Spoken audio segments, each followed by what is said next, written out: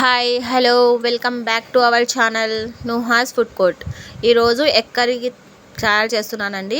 కావాల్సినవి ఆనియన్స్, టమాటోలు, జీడిపప్పు, అల్లం వెల్లుల్లి పేస్ట్, జీలకర్ర. ఒక ఆనియన్ని బాగా సన్నగా తరిగి పెట్టేసుకోవాలి అండి. 2 ఆనియన్స్ని కొంచెం లావుగా తరిగి పెట్టాలి. తర్వాత టమాటాలు కూడా కొంచెం లావుగానే తరగాలి. జీడిపప్పు తీసుకున్నానండి. మంచి టేస్ట్ వస్తుంది. మనం ఎప్పుడు తినే రెసిపీస్ టమాటా కర్రీ, ఎగ్ కర్రీ కన్నా ఇది కొంచెం వేరేగా ఉంటుంది. మంచి టేస్ట్ వస్తుంది. పిల్లలు కూడా బాగా ఇష్టంగా తింటారు. ఉప్పు, పసుపు, ధనియాల పొడి, కారము, కొబ్బరి పొడి. ఇదేమో బిర్యానీ ఆకు అండి. ఈ బిర్యానీ ఆకు చెట్టు కూడా మీకు చూపిస్తాను త్వరలో. ఇప్పుడు ప్యాన్ పెట్టేసి ఒక 2 స్పూన్లు ఆయిల్ వేసేసి ఆయిల్ వేడైన తర్వాత టమాటోలు, ఆనియన్స్ వేసి జీడిపప్పు వేసి బాగా కొద్దిసేపు మగ్గనివ్వాలండి. అది మగ్గిన తర్వాత మనం మిక్సీకి వేసుకోవాలి.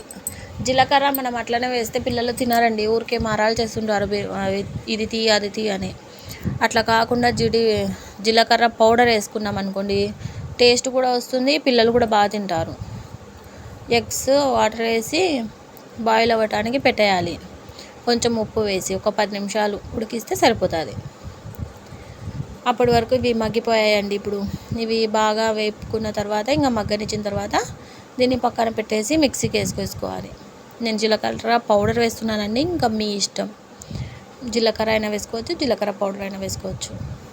మా పాప తినదు కాబట్టి నేనైతే జీలకర్ర పౌడర్ వేస్తున్నాను.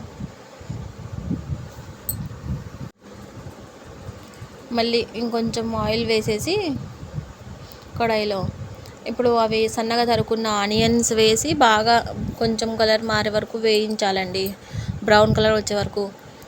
ఇప్పుడు ఇది బిర్యానీ ఆకు కూడా వేస్తే ఈ బిర్యానీ ఆకు చాలా మంచి ఫ్లేవర్ ఉందండి. మనం మామూలుగా అవి ఎండు ఆకులు వేస్తాం కదా, దానికన్నా ఇది ఇంట్లో పెంచి మనకి ఎప్పుడు కావాలంటే అప్పుడు వేసుకోవచ్చు. మంచి ఫ్లేవర్ ఇస్తుందండి.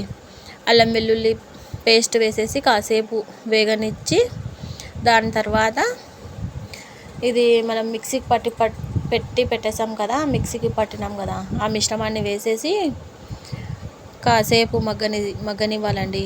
అందులోనే కారము, పసుపు, ధనియాల పొడి, ఉప్పు మొత్తం వేసేసి మగ్గనిస్తే ఒకేసారి అన్నీ బాగా మగ్గుతాయి.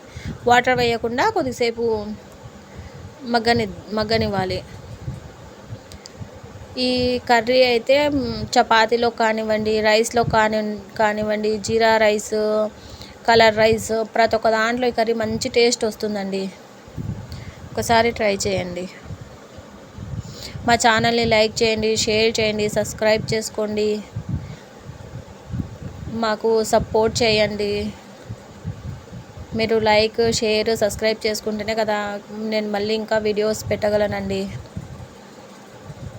ఇది బాగా వేగనివ్వాలండి. వేగనిచ్చిన తర్వాత ఇంకొద్దిసేపు దాని మీద మూత పెట్టేసినామంటే కొంచెం తొందరగా మగ్గుతుంది. కొంచెం ఆయిల్ బయటికి తేలే వరకు కొంచెం అట్లా మగ్గనిచ్చిన తర్వాత ఒక 4 మినిట్స్ అనుకోండి, మనకు కావాల్సినంత వాటర్ వేసుకొని ఇంకా ఉడకబెట్టనివ్వాలండి. ఒక్కొక్కరు ఒక్కొక్క స్టైల్లో చేస్తారు కదండి. ఈసారి ఇలా కూడా ట్రై చేయండి.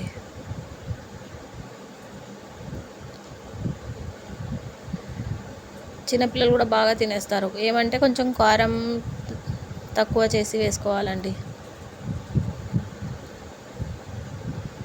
చపాతీ, పుల్కా ప్రతి ఒక్క దాంట్లో బాగుంటుంది. ఇదేమో ఎగ్స్ బాయిల్ చేసి పెట్టేశానండి. ఇప్పుడు ఇవి కూడా దాంట్లో వేసేస్తాను. కొంచెం ఘాట్లు పెట్టేసుకోవాలి.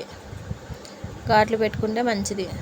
ఇంకా దాంట్లో కూరలో వేసేసి కొద్దిసేపు ఉడకనిచ్చి బంద్ చేసేసి కొత్తిమీర వేసుకుంటే ఎంతో రుచికరమైన ఎగ్ కర్రీ రెడీ అండి.